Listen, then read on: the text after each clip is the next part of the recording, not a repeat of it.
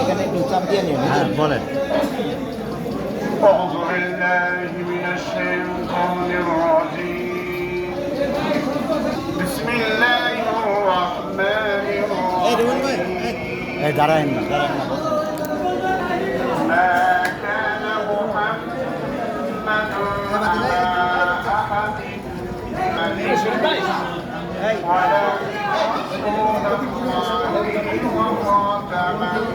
আরাফাত রহমান কপুর ৫৬তম জন্মবার্ষিকী দোয়া ও তবরক অনুষ্ঠানে প্রধান অতিথি হিসেবে উপস্থিত আছেন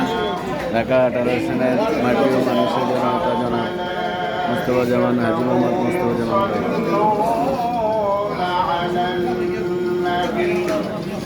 يا أيها الذين آمنوا صلوا عليه وسلموا تسليما اللهم صل على سيدنا مولانا محمد وعلى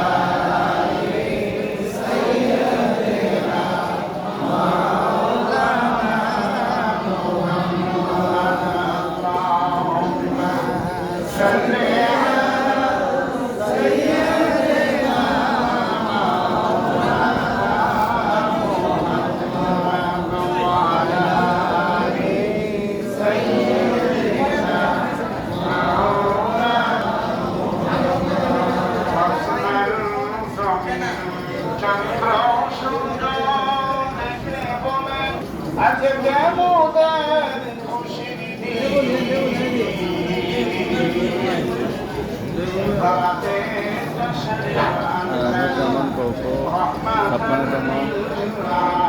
জন্মবার্ষিকী প্রধান অতিথি হিসেবে ঢাকা ১৮ সনের নারী শিশু কেন্দ্রী হাজি মোহাম্মদ মোস্তফা জামান আয়োজনে আলাউদ্দিন সরকার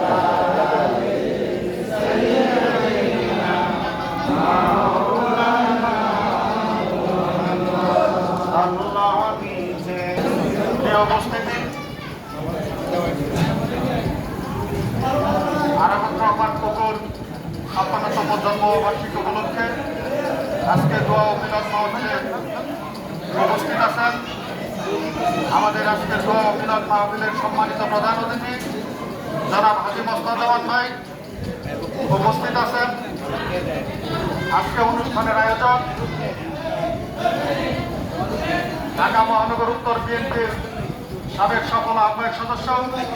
জনাব আলাউদ্দিন সরকার টিপু ভাই,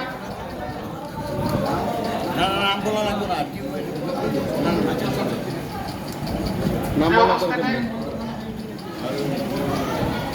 সময় স্বল্পতার কারণে আসলে